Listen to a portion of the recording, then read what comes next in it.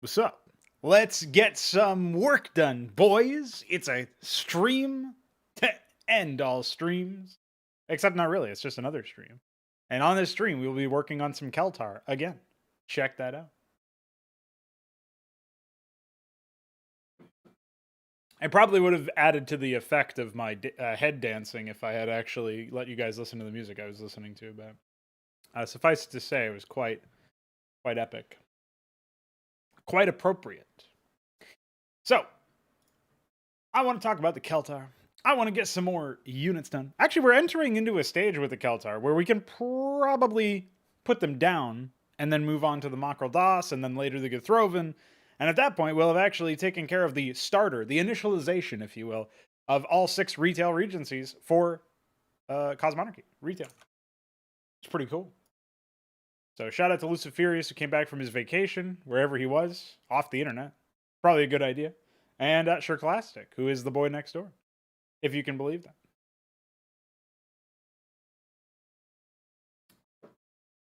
So, yeah, I guess since you guys have not actually popped in any of the streams recently, I should mention that there's been a lot of changes around here. There's been a lot of things going on. There's been a lot of updates. This page just keeps getting bigger for some reason. Somebody keeps writing stuff on this page, and it's me, and it's not you.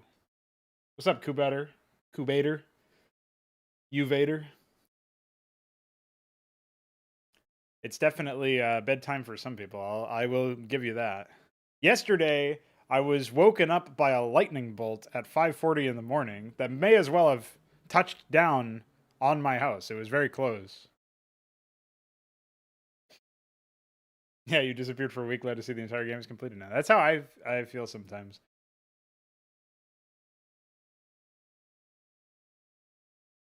Yeah, well, hope you're doing better now anyway, homie. And it is probably a good idea to just not exist on the internet every now and then. Sometimes it just gets too much, you know what I mean? Actually, that reminds me. I have to take down some I have to take some notes that I put down on my phone and then fuck around a little bit. See if I can't yes, there was at least one thing I wanted to write down here.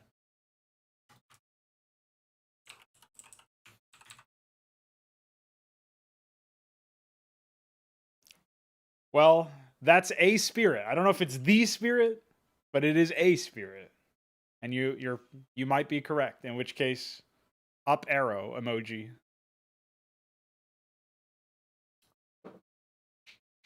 Sometimes I will I'll get a sensation that I actually tweeted about this earlier. Kubater knows what I'm talking about because he liked it, so I know he saw it. I tweeted about this. I had this really crazy dream that I can't really recall.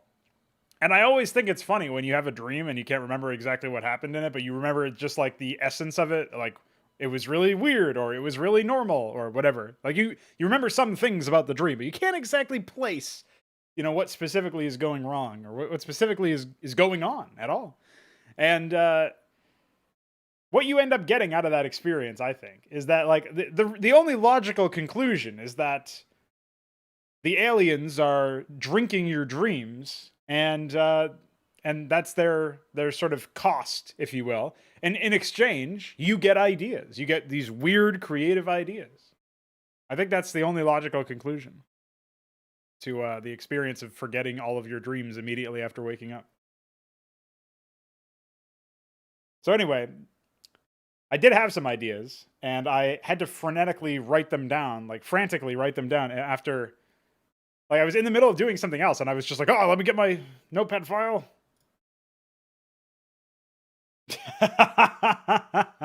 That is funny, actually.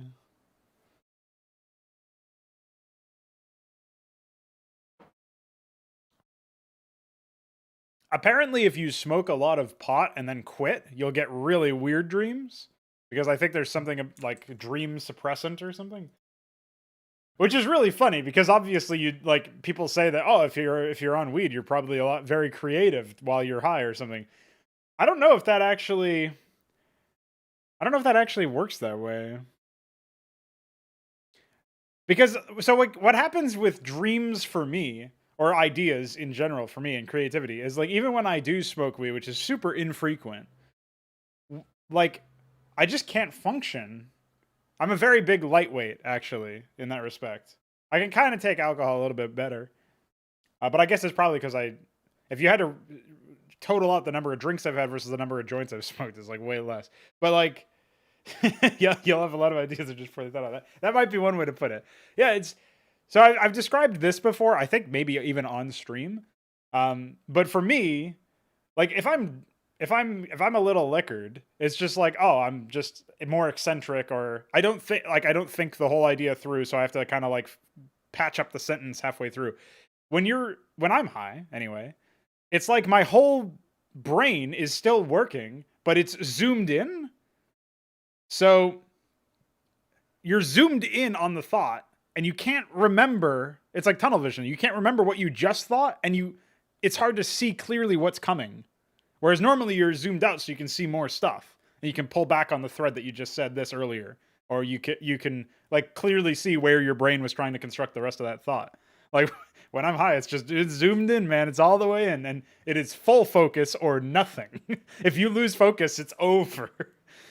And that's why I think you see a lot like a traditional stereotype of people who are a little buzzed or a little smoky is like they've like they just lose their sentence halfway through and then they just start laughing or something, or they like go on to something completely different. I think that's what's happening anyway. That's the only thing I can relate it to.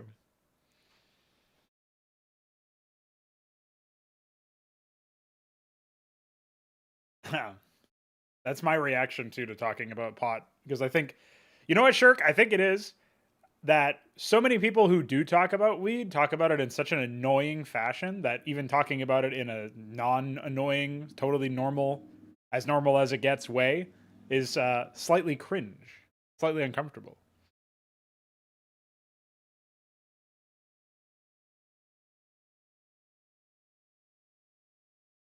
Yes, that does happen. When I'm trying to text somebody, it always like invariably I have to spend like an extra 10 minutes per message. It feels like. It probably isn't that long, but it's definitely longer than normal. Where I have to like go back in and like mentally rewrite everything that I've just written to get back on the train of thought. It's a challenge, man. It's a trip, but you know how it is. Anyway, all this to say, I think ideas are really like if you think about getting ideas, like some other person can like hop in chat and then give you a crazy cool idea, and you'll be like, oh, that's cool, and then you start like filtering it through all of your prisms and figuring out everything you're gonna do with that idea. But to get a new idea, like whole cloth new idea, maybe that's even kind of a prank to describe it that way too, because maybe nothing is really whole cloth new. It just feels that way, but it's actually like subconsciously influenced by a bunch of other stuff that you know about or whatever.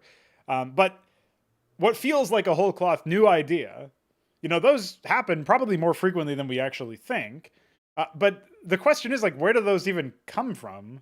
Because sometimes I'll be thinking about something completely unrelated on its face, on the surface, completely unrelated, and then I'll be like, oh, I gotta write this unit name down. It's such a cool unit name. I'm like suddenly possessed to go write down a unit name or something, And like, there's times I'll get into like these ritualistic fucking habits where I'm listening to music. I've talked about this on stream before. I know that for a fact. I'm listening to some music or even like a podcast of some sort, and I'll like key into specific phrases or lyrics or even like the what the what the soundscape conjures up images of in my head, and I'll try to find words to describe that, or I'll try to find like good words from the lyrics or the spoken word, and I'll just like find shit. I'll like key into specific things, even if it's a song I don't actually enjoy that much of. If it's like grandiose enough and overcomplicated, for lack of a better term, enough, if the arrangement is like out there enough, it could still provide some sort of benefit in this sense. So that's how I get a lot of names written down. A lot of it is just junk I'll never use, but there's a lot of it that I do use. Like I think every name that I got for the order of release campaigns here. Oh, this is the wrong thing. All of these, for the most part, I think like I know Heat Deathless, Biologic, endless earth. Like a lot of this stuff was just stuff that I wrote down. Like I was like, oh, these are cool words to put together, or these are cool things, or whatever. And then eventually found a use for them. So like that stuff happens all the time.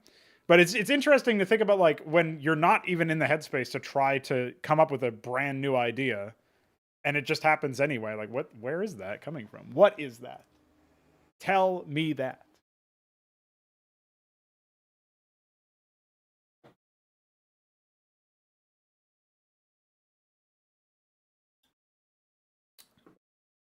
And then the last tangent of the intro is there was this Joe Rogan podcast episode where he was talking to some guy who didn't drink caffeine for like a year or something, and he talked about how caffeine has like uh, a focusing or refining effect on the brain, and how that's like you get into actually different headspaces when you're used to being with caffeine. It's not just that you feel more energized or you feel more focused, but it's like something about how you actually think about things is different when your brain is on caffeine, which makes sense when you explain it that way. But I just had a very reductive, basic view of like surface level view of like caffeine equals energy and maybe focus if I use it properly. But obviously it's doing more than that. It's just interesting to think about neurological and I don't know, I guess mental things. Definitely some mental something or other going on here. So let's actually get into what the purpose of this stream is. So today we're going to try to get some higher concept Keltar units done, because we've done a lot of basic ones. We got this, shotgunner type unit. We got a melee unit or two. We have the skull sight, which is fairly reasonable range. Kinetic penetration, first sighted on the Ansifi. Long shot, if you're familiar with that unit concept. We got this guy over here, Skin Dagger. He's kind of high concept. Storm Chief's not really massively high concept, but I guess it works. It's kind of like a paladin. We talked about him before. With the Sky Hand, who's got the passive like the Aurora in Cosmonarchy Brood War, where he smashes into stuff. We have the Despot that has multi-attack. Patriarch that's just got a secondary weapon fire while motion, but it's only targeting air units, and then he's got this giant railgun thing. So yeah, we already get the basic idea of what the Keltar are up to. But I would like to start laying in some higher concept units that maybe are going to be much higher in tier, just so that we get a little sense of the weird, like there's a concept of the Overton window. It's like what is socially acceptable or what is just acceptable in general. I'd like to show the boundary of that window for the Keltar and for each regency, really. Like, we've talked about the Ansifi before. If we take a look at their tech map, we can see that, like, obviously they're more developed than every other current regency. But if you look at, like, the Pavilion, this is, like, really defining the boundary of what, like, how weird some of the stuff for the Ansifi will get. And maybe that boundary is soft and it can still be extended further. Maybe it's quite firm and you instantly know exactly what that boundary looks like, and it's never going to get weirder than this. But this is a unit that's very, very defining in terms of not just like, it might not be the unit that you see every time you play against Ansifi, but you know that based on the fact that that unit can hit the field, the Ansifi are defined by that sort of like level of technology and war machine, we'll say. So I want to do something similar with the Keltar. I want to define the current boundary for the Regency in terms of their technology, and at least work to get it. Maybe we'll even further, go even further in the future. But for now, I think it's fitting to try to do something like that. And maybe along the way, we'll fill in some of the tier 2 stuff. But I think this particular stream will be focused on just trying to develop a little bit of the further things. This is something that I didn't really take the opportunity to do with something like the Embraceet or the Psychora. And I feel like I still have a pretty reasonable understanding of how the tech tree is going to work out, how the early game, for example, is going to work out for these regencies. But one thing I don't really fully know is how far do we go, right? And so we're not going to know that by the end of this stream for the Keltar, but we'll know more about that than we currently do. That is always the goal, of course. So the first thing that I would like to define is there's a couple of interesting concepts for the Keltar. Obviously, one of them that we talk about, I think we talked about it on several streams now, that obviously they don't die of old age. They die of growing too large for their skeletons and their bodies to support, and that is their version of dying of old age. So most of them get growth inhibitors, and that's how they stay at the relatively, what would you say, socially acceptable size, or like the standard size by way of cultural beauty standards, if you want to call it that, or whatever the case may be. Just like what they've settled on is like something that's probably a bit larger than the average human, but nonetheless not so far away from that. But some of them will, instead of getting the growth inhibitor, will find some other way to preserve their musculature and their strength and their structural integrity while they continue growing. There's that rule that it's like you can't have, if you're growing twice as tall, you need to grow like 4 times as wide or something like that. Or no, it's 4 times as like heavy in terms of weight. And that's so that you're, the taller you are, the more affected you are by gravity and stuff. So we could justify this by making it so that Keltar like came up in a world without as heavy gravity or something, but then they would just get fucked when they leave that world. So in keeping with the little bit of science that I do know, we'll probably make it so that they just simply have very, very strong modified muscles. So there's the gene therapy approach to just stop you from growing. There's the muscular structural approach to make it so that you can actually support the weight that you're going to be putting on as you grow taller. And that would be like replacing the bones with metal, Wolverine style, X-Men Origins Wolverine style. Meme movie, but had that in it. Most people seem to know that. Adamantium or whatever. So there's going to be something like that. I don't know what the science will be behind it, but they'll be able to replace their bones with metal, become metal men, and as a result of that, they'll be able to grow to pretty absurd sizes. So Yashambler was in the chat when we were coming up, or I was sharing this idea that I had, and he mentioned like, oh, are they just going to grow up to the size of a kaiju, which is basically like it's probably smaller than Godzilla. I'm sure some Godzilla fanatic will be like, you fucking idiot, that's not how big they are, or whatever, but something very large, basically. I don't know how far we'll go in the tech map, but I like the idea of pushing the envelope that way. So I would like to get some of those. Currently, I'm thinking of referring to them as war breeds, but I don't really know what we'll call them. War breed might actually be used to describe some fauna that have been tamed from the Keltar home system and brought to, that would make sense because they're literally bred for war. We'll probably call something more perhaps mundane or just maybe more imposing for the Keltar that are, well, I guess you could just call them ironclad, right? That's the whole branch idea. So there will be some element of that. I think there will be some organic flyers as well. Keltar who have had their bodies very heavily modified in that respect. Probably Keltar, I mean, at the end of the day, you could just have jetpack troopers or something, and those will probably be part of the bloodline. The ones for Warwing will probably be like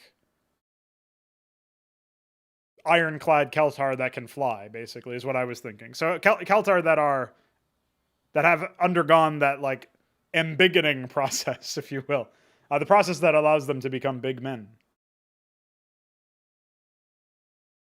But I'm not 100% sure if those ones will be able to fly or not. I did want at least like jetpack troopers of some sort. Not 100% sure how we'll do that. One thing I really don't like about RTS games, like if you look to Command and Conquer 3, they implemented this weird like behavior for the aircraft. You can't call them spacecraft in Command and Conquer. That made them work like bombers, right? Like traditional bombers. I think maybe this was, I don't know if this was implemented in the earlier games or not, but I know it was in Command and Conquer 3, where they do the little like strafing run, and when they bomb the target, they like spin around and stuff, and they can never stop moving. They always have to keep circling. And I get that that's like you have to be a VTOL or something to do the StarCraft style where the air units can be completely stationary. But it's just so annoying as a player to have to deal with air units that are always moving, especially if I'm the one controlling them. But just in general, it's like infuriating to me. So I'm not going to be doing that, even as like a passive or something for a unit. That sort of strafing behavior, or whatever you would call that. Which means that I'm kind of locked into specific designs for a lot of ships, I think. I guess StarCraft basically just didn't comment on this, because there's a lot of the designs for stuff that they have. Like, I guess you could say that the battlecruiser can probably just chill in orbit, technically still moving, but moving in pace with the planet, so it doesn't not moving relative to the planet that it's in orbit over, or the space station or whatever. Uh, but I think like stuff like wraiths probably wouldn't be able to hover in the same way, like logically. So it's going to influence, at the very least, our design um, for a lot of the aircraft that we're going to be throwing in. But I do like the idea of the jetpack troopers. When you say jetpack trooper, it does inspire a little bit of a silly mental image for me, but I still think there will be some way to pull it off in a serious tone, or a tone that doesn't make it into a farce.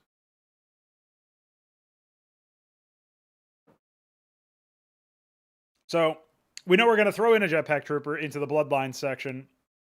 We're going to throw in a Giga Ironclad dude, Bigman. And on the Warwing side of things, I'm not 100% sure what we'll do for a Warwing. I haven't actually got a concept for a carrier type ship, a Solarian in Cosmonarchy Brood War, where they have the little interceptor / steward ships that fight for it. I'm not sure if Keltar are the way for that, though. I think that they are defined by their singular nature, their low quantities, their high base stats. That's what makes Keltar basically what they are. So having a carrier ship, it kind of makes you think like, oh, this one ship is capable of doing so much, but it's doing so through other smaller ships, which is like, just runs counter to the whole idea. That's why I actually think that as much as they define Protoss Air in standard Brood War, I do feel like maybe they muddy the waters a little bit thematically. What's up, Balathol? In fact, if I can go on a tangent, because I haven't done that enough in this stream, and we can take a look at the tech trees that we have for Cosmonarchy Brood War, specifically the Protoss one. I feel like there's a lot of examples of units and thematics, you could say, for each individual tech map, specifically, especially Protoss, I think, where you could actually consolidate the themes for each one into like 3 or 4 different tech maps for regencies, and then expand based on those themes, and then like play around at the boundaries or whatever, instead of having so many different themes in one setup. So obviously something like the Simulacra, swarming sort of like self-replicating robot thing, that was a theme I went for with the Rosellium. That's one of the themes of their branches. And so like suddenly a whole unit, and the theme that is at play from the whole, from a specific, like just one unit, can be a whole tech map branch. Like 1/3 of Regency's, I guess 1/4 of a Regency's tech tree. Perhaps 1/3 of their combatants, right? Yet to be determined whether or not their infrastructure units will end up being combat oriented or whatever. But yeah, so that's like one example where it's like that's the first thing that comes to mind, really. You get the vassal, so like you could group the vassal and the simulacrum together in terms of swarming. That's also an element of the Rosellium. The robotic focus in general is definitely like Rosellium / Solar Throne. You could easily find a branch for robotic focus stuff. Obviously, that's probably going to be the basic branch for the Solar Throne, actually. It's either going to be, the basic one for the Solar Throne is either going to be like standard issue robotics or slave labor, which will be kind of interesting. But I think that might be, their slaves might be emergent more so than actually part of the tech tree. It might just be like shit that they mind control in the middle of the gameplay. So there's stuff like that. Obviously, the profane branch mixed in with the mercenaries and stuff. Like the mercenaries ended up going to Ember Seat. The profane branch is probably also going to be the Solar Throne, if we're honest. And then you get like Templar and Stellar. Between the Templar and Stellar branches, you can easily see like some basic themes. But even then, you got the Solarian with the stewards, and that smacks of like automatons, robot swarms, and stuff instead of like singular, more powerful units as like a general guiding principle. And then between, Stellar and Templar, there's obviously some specific extras that get worked in, but I think that those are less grievous offenses than including like an entire branch of profane units or whatever like that. Now, in the case of Cosmonarchy Brood War, it did add to the number of strategies you could do. It's probably one of the only ways that I could have done that anyway. When you consider the unit limit, the in-game like number of unique unit IDs you can have. I guess turns are a little bit more tame, but even then, I think like stuff like obviously the Claymore was supposed to be an Iron Foundry unit, really. Um, is there much that differentiates the Siren from infantry specialists? The Blackjack is kind of a wacky unit, but you could probably slap that on the armor, like on the factory. Like, does it have to be its own branch? And then obviously all of the shared units are shared units, which aren't going to be a thing in Cosmonic retail. So once you get rid of the shared units, you move Claymore to Iron Foundry, maybe Siren to Covert Ops or Captaincy, Blackjack to Factory, perhaps. That's the whole tech branch, right? So you don't really have much of a justification for the Shadow Tech branch at all. I'm not saying I'm going to remove this stuff, by the way. It's too late in Cosmonic Brood War's lifespan to make that decision. And even if I did remove it, I would still want to scale it up over time, where like you would have a lot of these units be redistributed amongst 10 tech tiers instead of 3 or 4. But these are just some of the things that I'm thinking about in retrospect now. And one of the things that I think it's a nice advantage for building the regencies from the ground up now is that I have the experience of adding a bunch of stuff to the vanilla Brood War tech maps, tech trees, and I have the experience like making decisions about creative themes and things to reinforce. Now I know that every one of the branches that I'm making from the ground up whole cloth, Bloodline, Ironclad, Warwing, they all filter out and are downstream of some core traits of the Keltar. So those defining traits that I spent so much time making sure I would actually define, the vigilant, soldiering, lively, cosmic, imperious, that stuff. So it's like the style of attacks, the quantity of units that they have, the movement speed that they have, the vitals that they have, their tech style in general, their play style. All of those elements are informing not just one tech branch, but all of them. And that's one of the things that you end up getting to take away is a bit of an advantage, which I think is pretty important. IMO. So.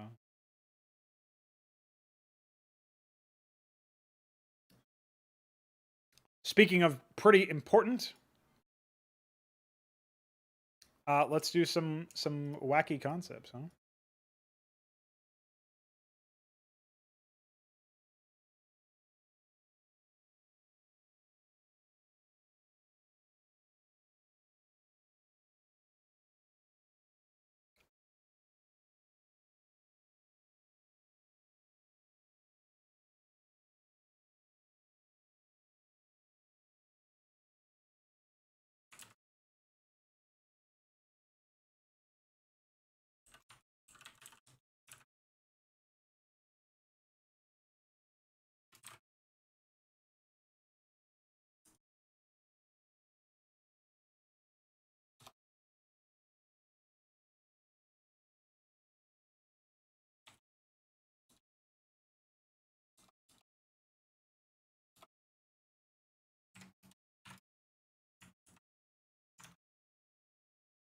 An interesting question as to whether or not I should already have a tier 2 unit that operates as a major ground unit that other units can fight underneath. I think the Storm Chief won't be that big, so it can still be minor. This unit will be, though, so.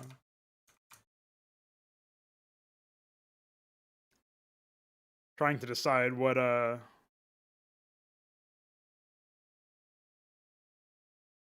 icons I can use as an example. I guess I could probably use the pariah icon.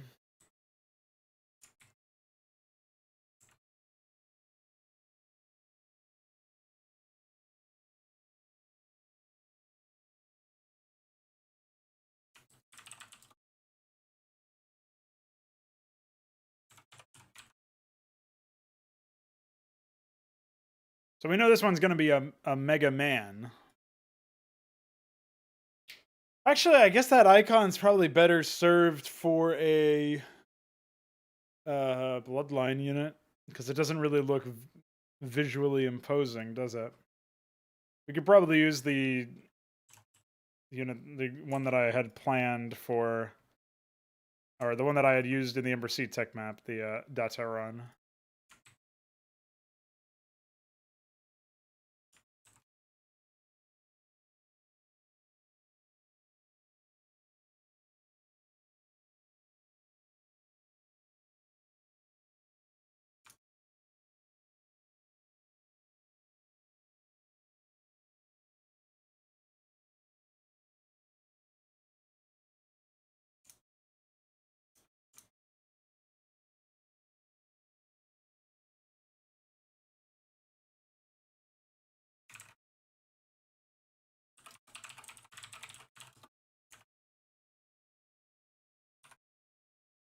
Tier 15, by the way.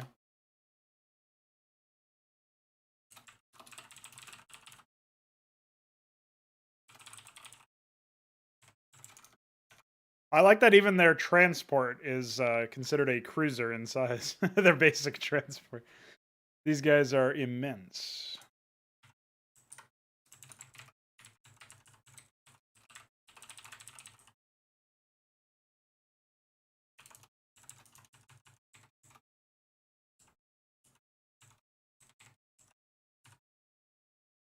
Oh yeah. Big time.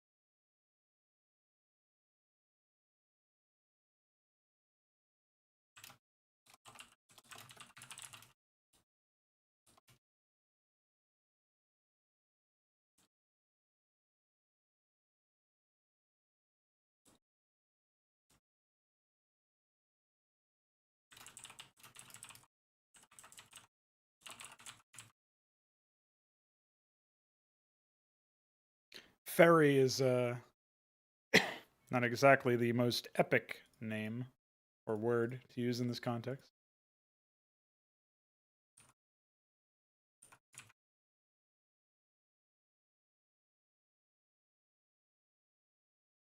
So, Balethal, it's been a little bit since I've seen you around. This is a reunion stream. We got Shirk and Luciferius and Balethal all coming back. I assume you're still enjoying, quote unquote, your job, if I had to guess.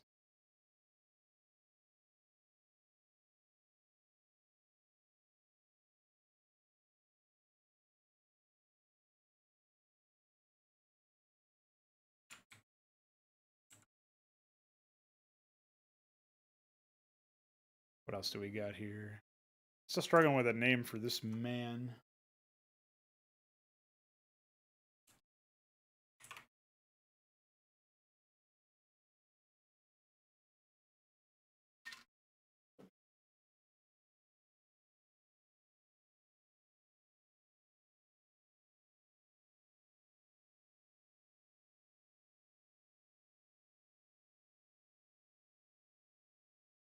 Oh, I do know a couple of other units that I can quickly whip up, though.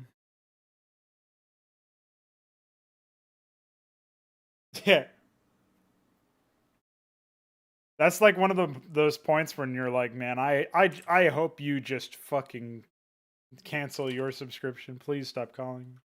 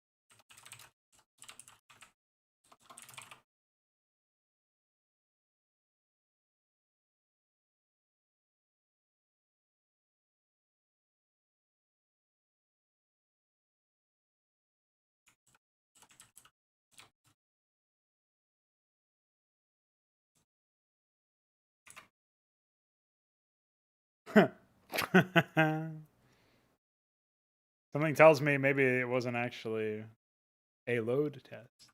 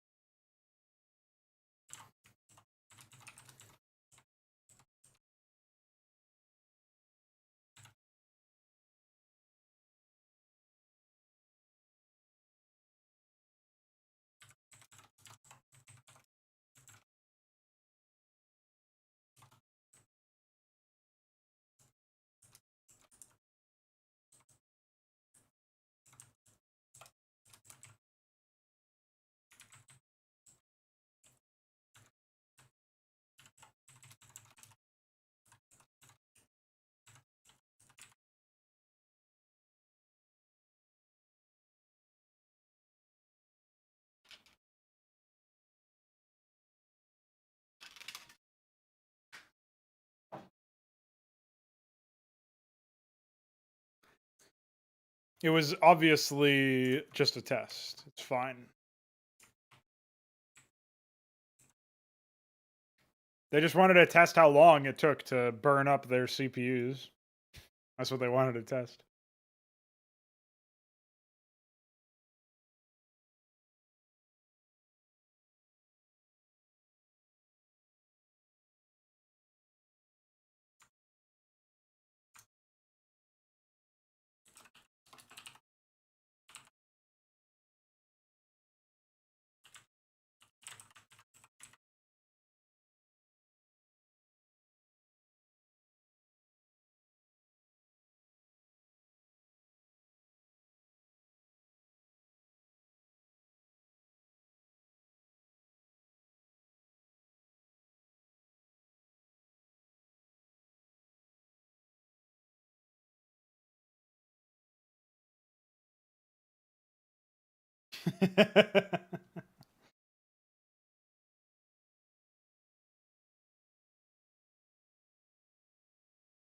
Yeah, I wish I had tips for you, but unfortunately, I'm pretty sure. Pretty sure that's just a fuck kind of moment.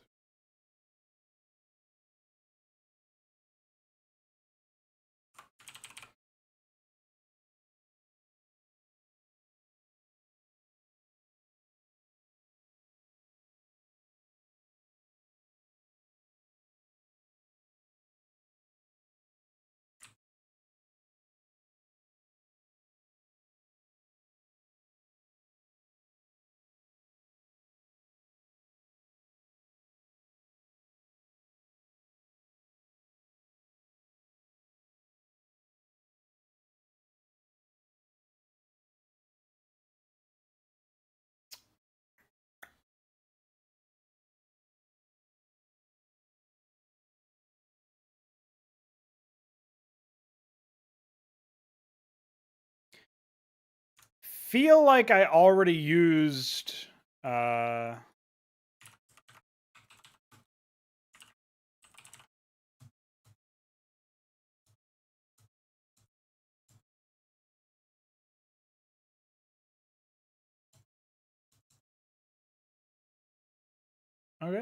I guess I didn't. It's probably just very generic, and that's why I wasn't sure where it was from. But we'll go with it for now. And we'll update it later when we have a better idea.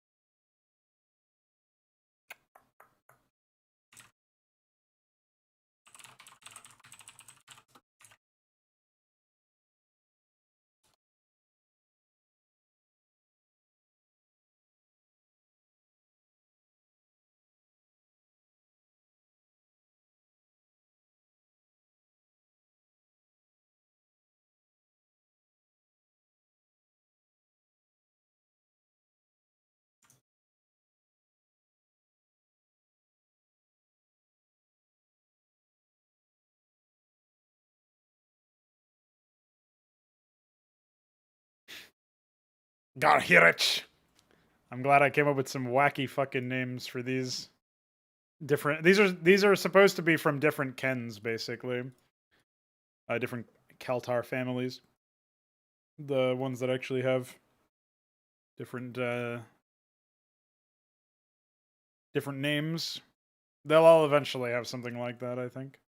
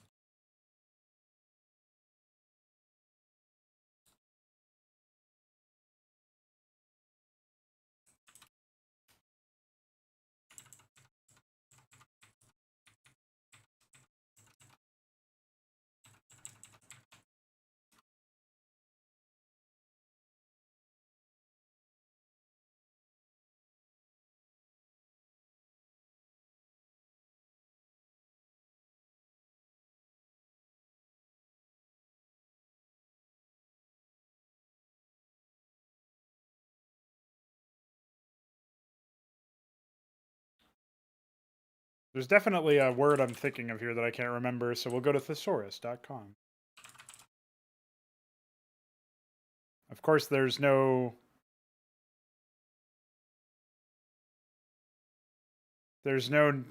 hammer noun.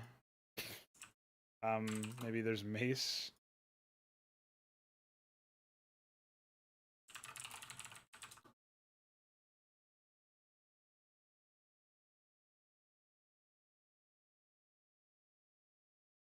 Ossicle. Auditory ossicle. Now that's a fucking name.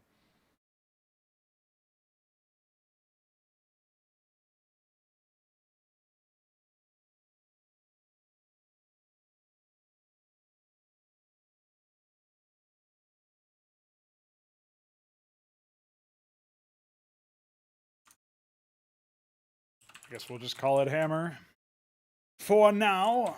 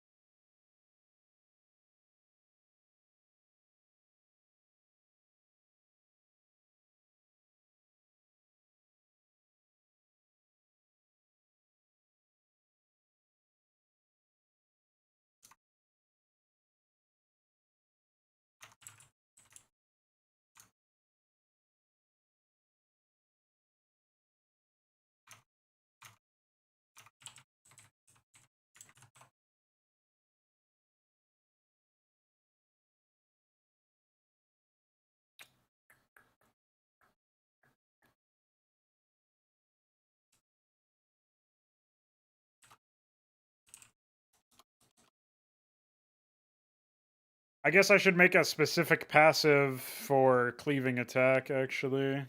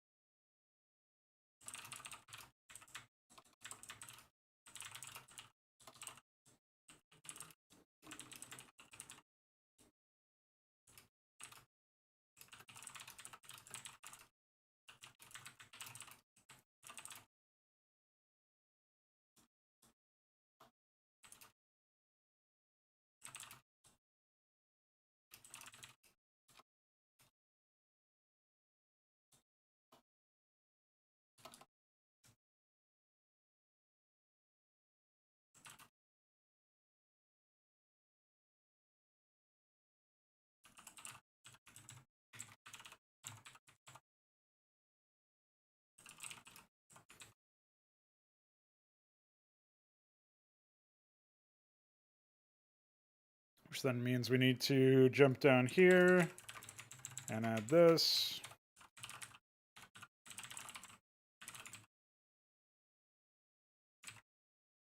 And this is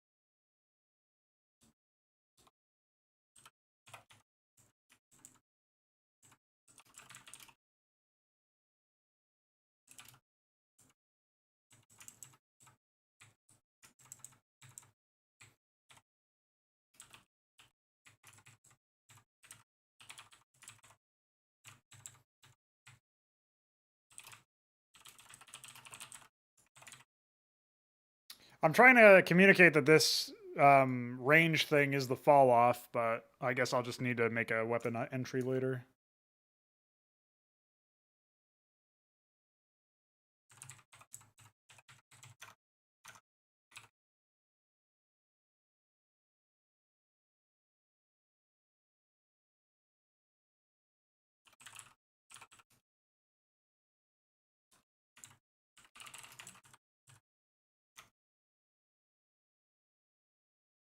Let's see if I did all of my due diligence here.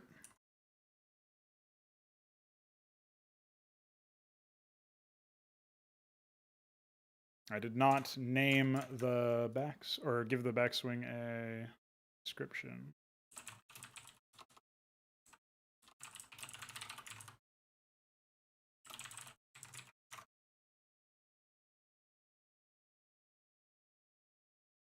This one seems fine.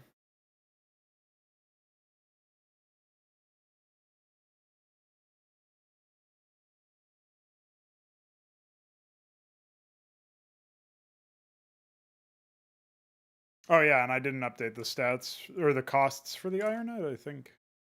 That looks like the cost of the Storm Chief. Yeah. Oh, actually the stats also. That's right, because I was stuck trying to name the unit. May or may not have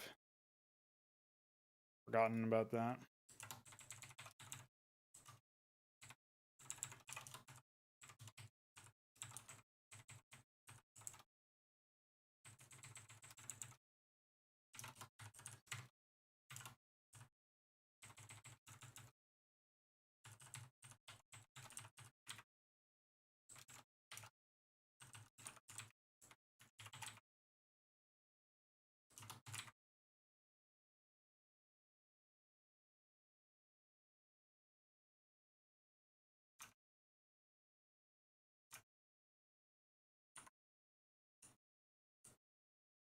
There we go.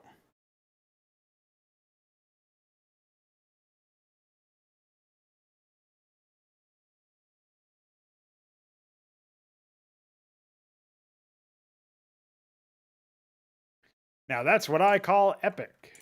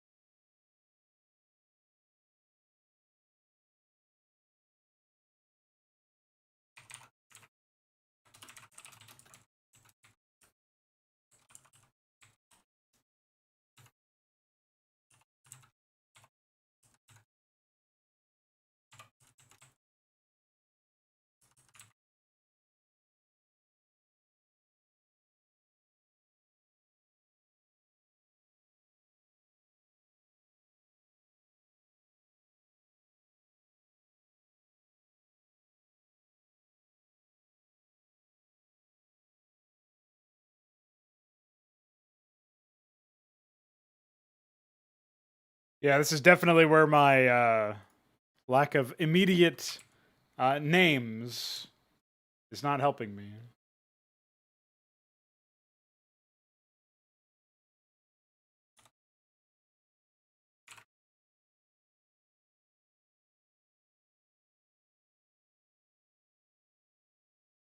This is a pretty, like, frontal, heavy penetration type of unit, so...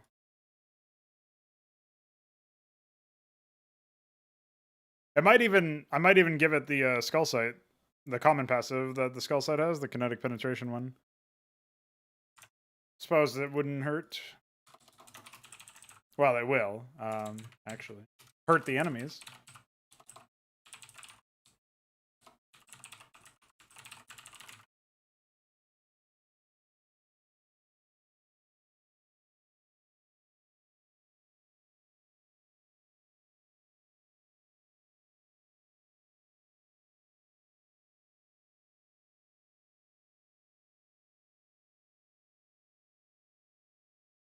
You ever think you gotta fly, but you didn't?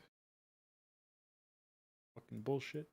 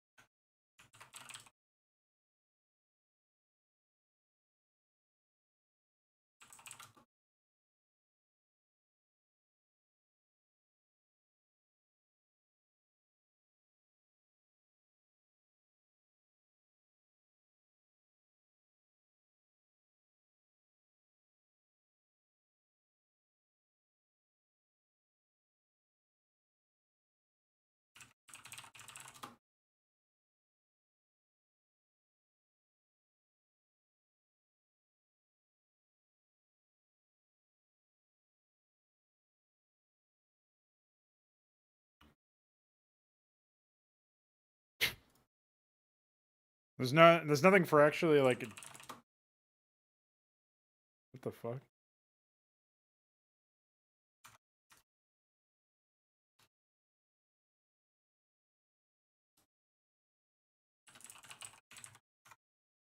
I guess we'll call it that for now.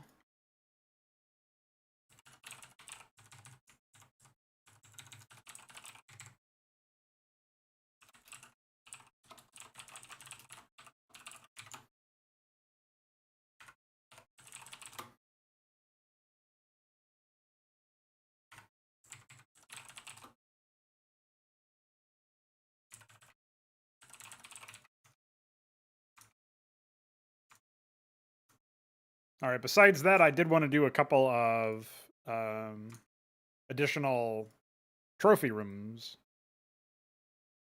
Maybe some other general buildings. We did have the idea for Coliseum as a sequel to Arena, so I guess we can do that.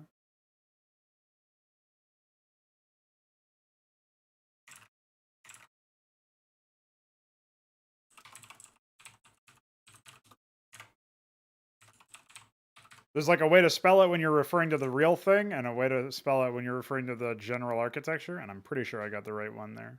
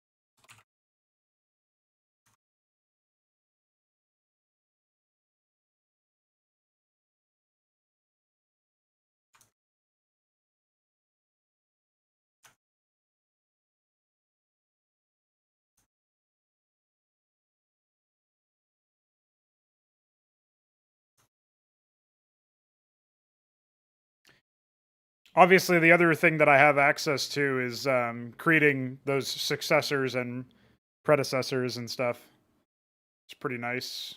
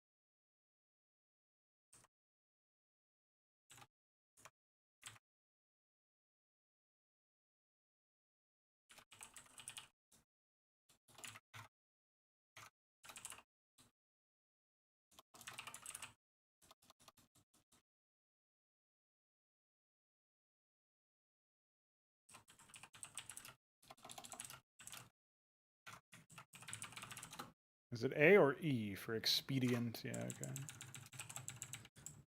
Should have trusted my gut there.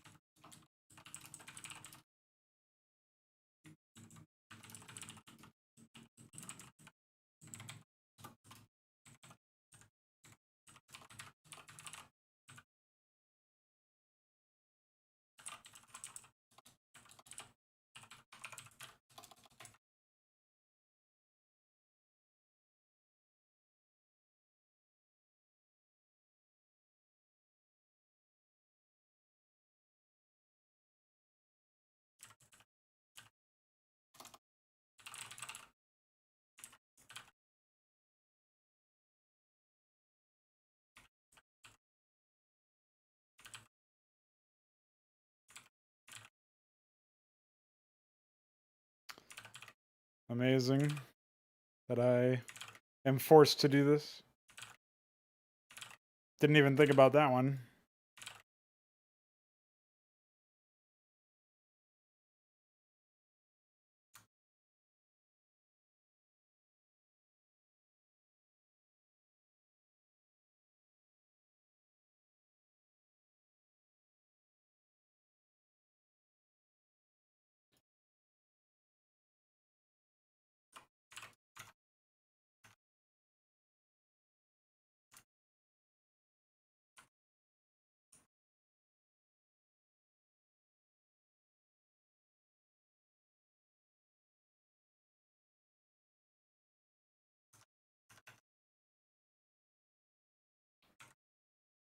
Listed it as B or U instead of B, which is pretty funny.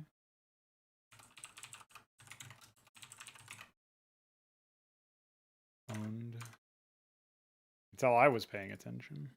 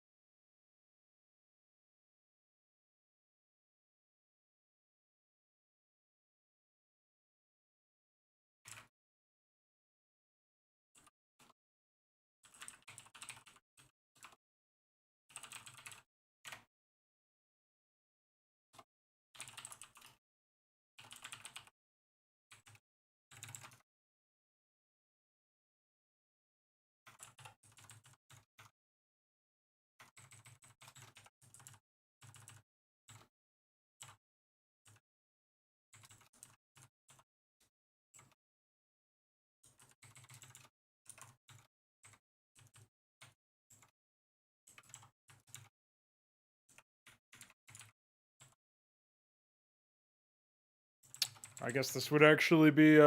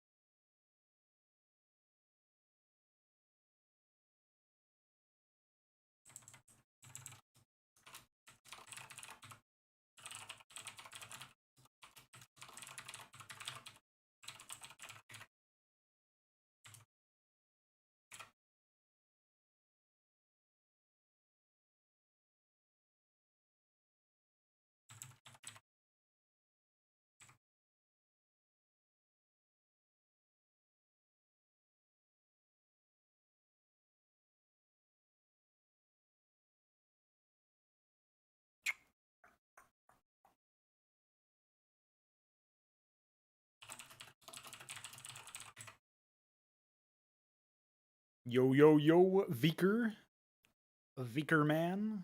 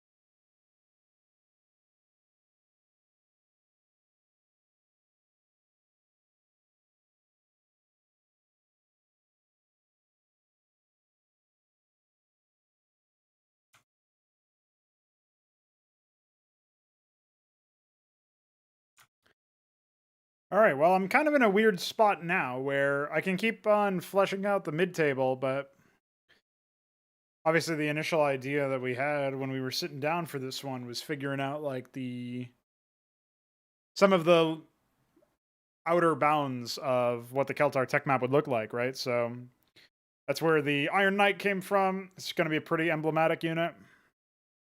I think the backswing's pretty nice too. Shatterstep that I just came up with is pretty neat. But yeah, I also wanted to throw in that jetpack unit, so I guess I can do that. That can probably be a tier 2 or tier 3 unit for the Coliseum to benefit from.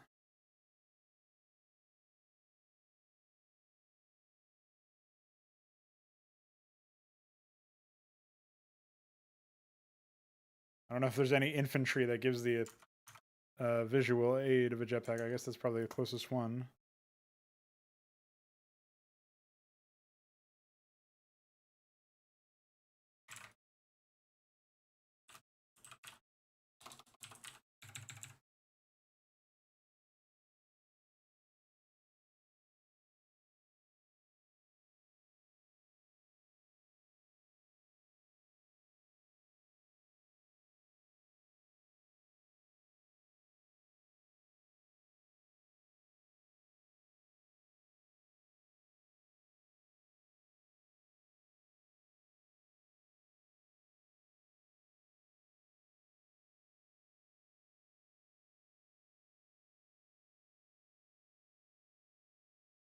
Hmm.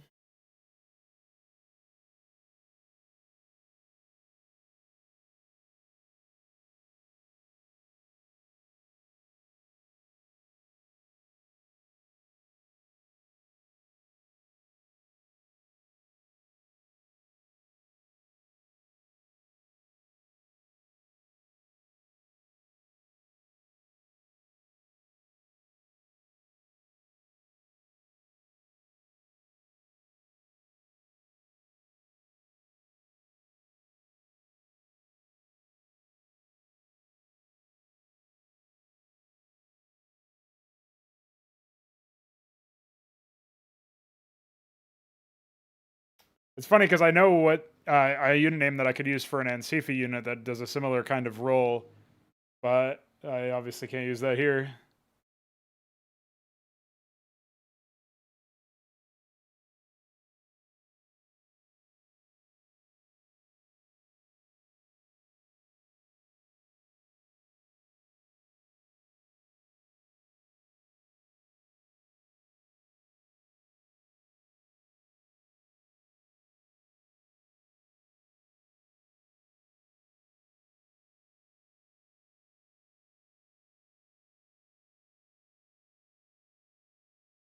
Hmm.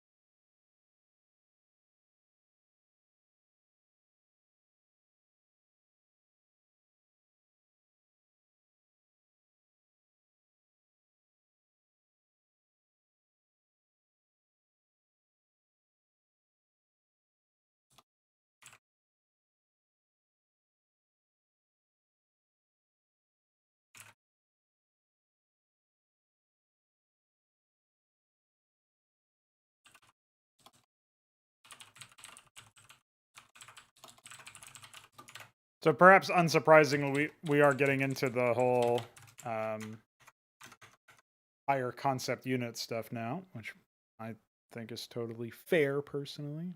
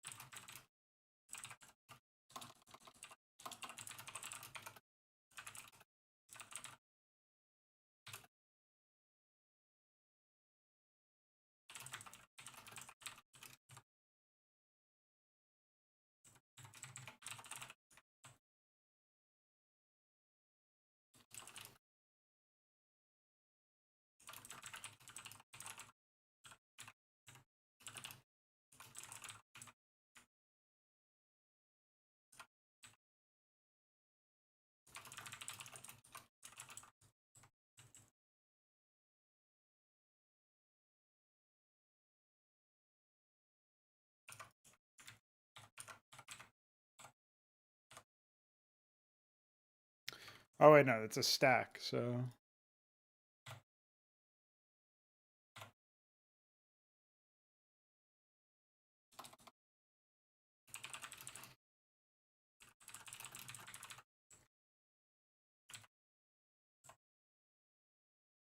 that's probably something I can fix, improve the wording of later, if I had to guess.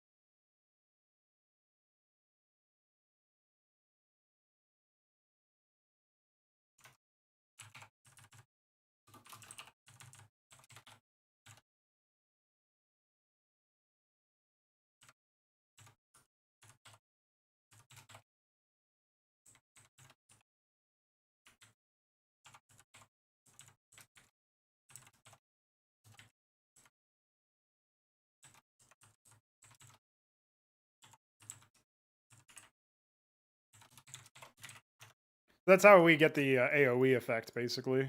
Although it is damage over time, of course, and requires you to actually kill the unit. But that shouldn't be too difficult, even either with sustained fire from the Torch Thief or from what'd you call it? Just heavy hitters on the other side, with other units. Yeah. And I just need to set the unit itself to tier 3. And give it the icon I chose for it. I thought I had done earlier. It's 410.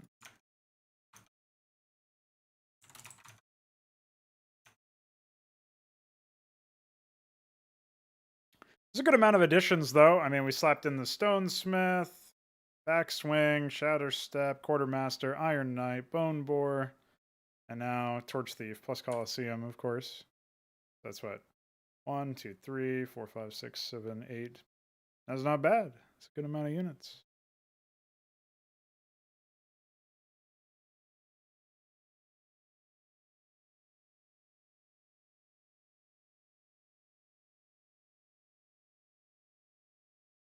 Oh, and expending the energy, it just makes the ability more complicated. I think I'll just simplify it.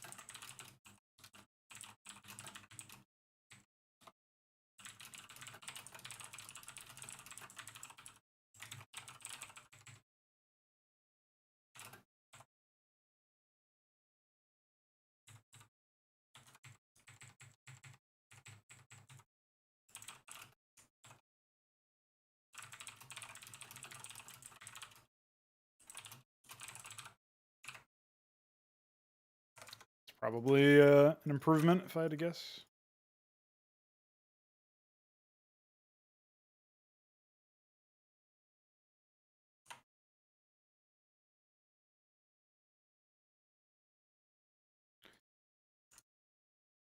Okay, cool. So now we've got our jetpack unit, we've got our Bigman, we've got our battle platform, got some other stuff miscellaneous assorted. I did still want to do some trophy rooms, of course.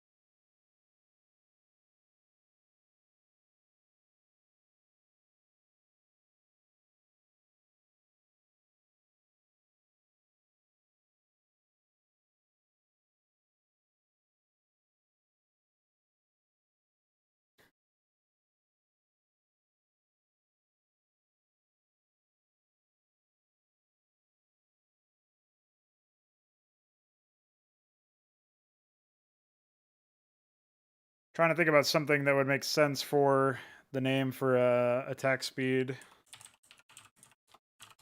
stuff.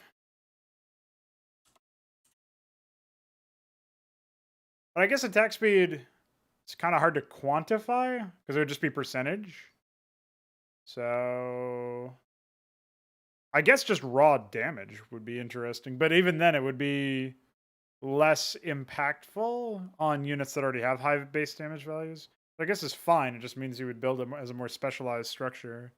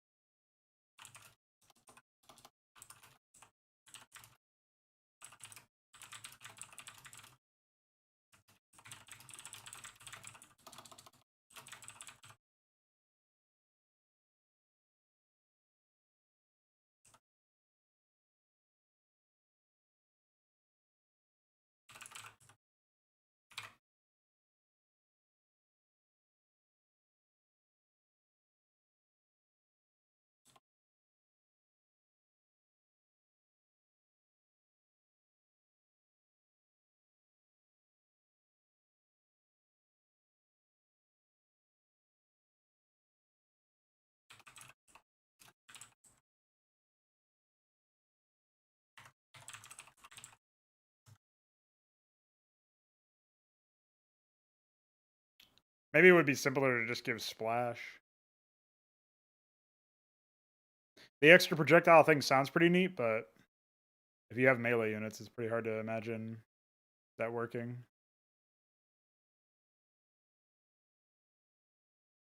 And just giving splash instead feels kind of lame. It feels like this is just overcomplicating stuff, actually. If I do it something like has different effects based on something else.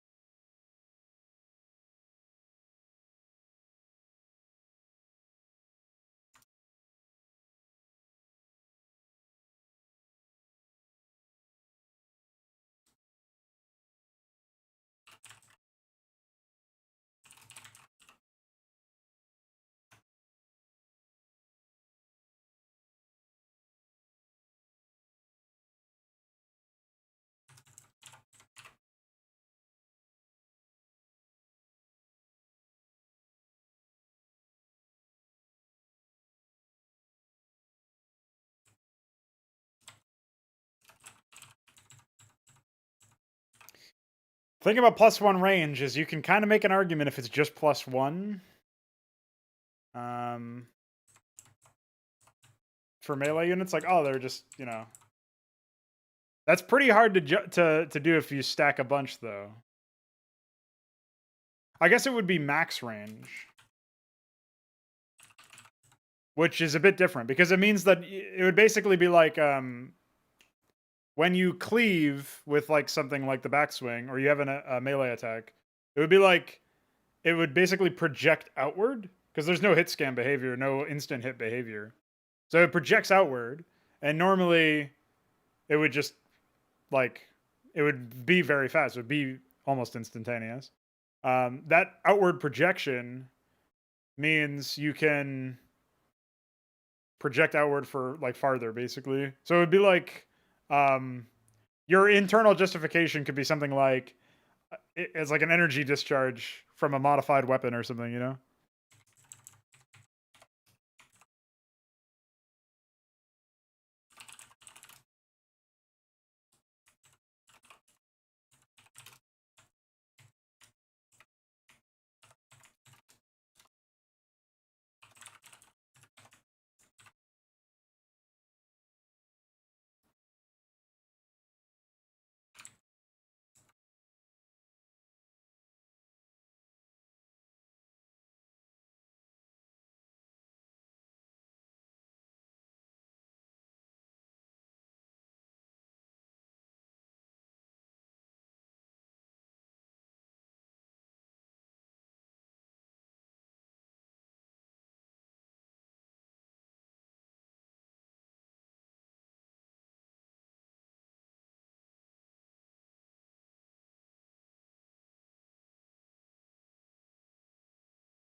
So I guess that means that for all melee attacks, I should actually go in here and then set the speed to... Speed is under range. So speed would be like 50 or something really, really fast, right?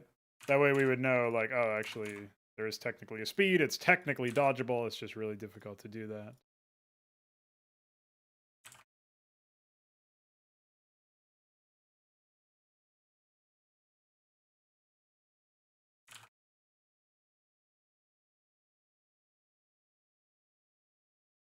That makes some sense.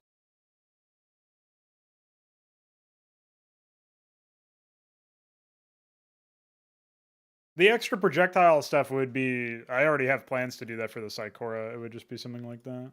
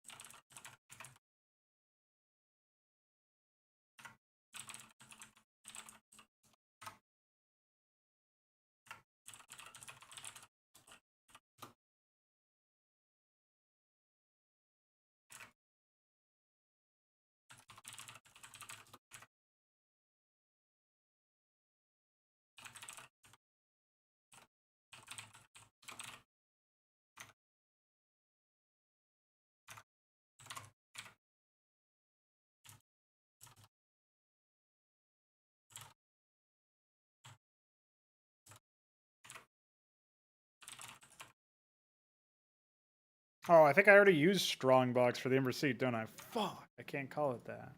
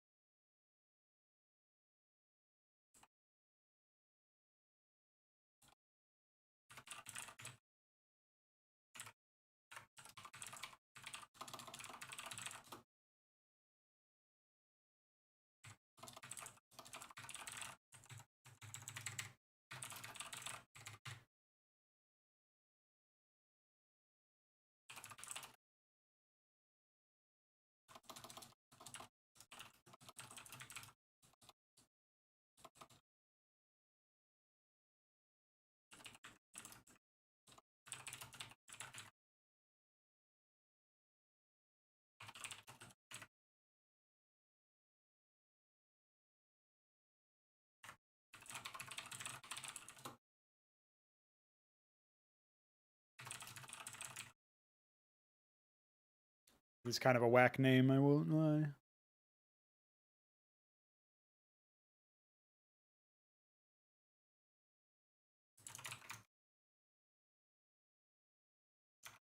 There you go.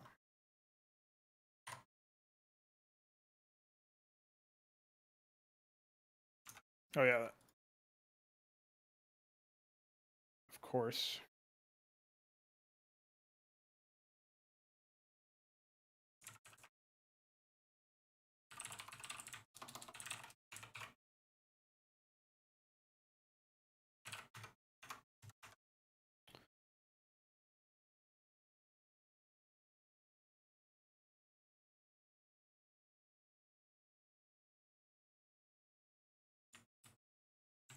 Suppose I could jump into the website here and I could do a note about weapons.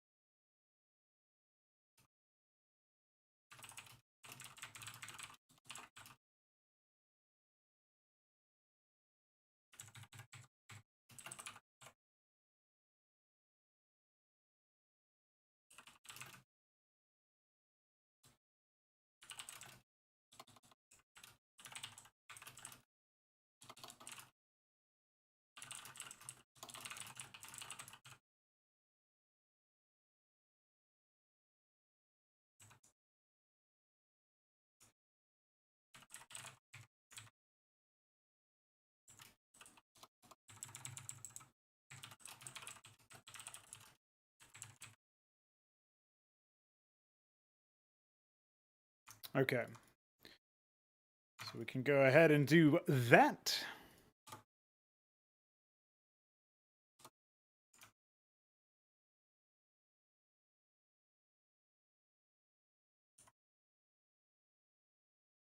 All right.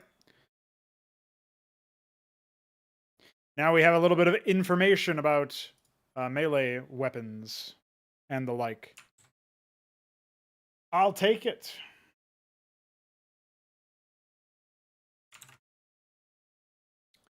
Well, that's not too bad. That was 9 new additions, if I counted everything correctly here.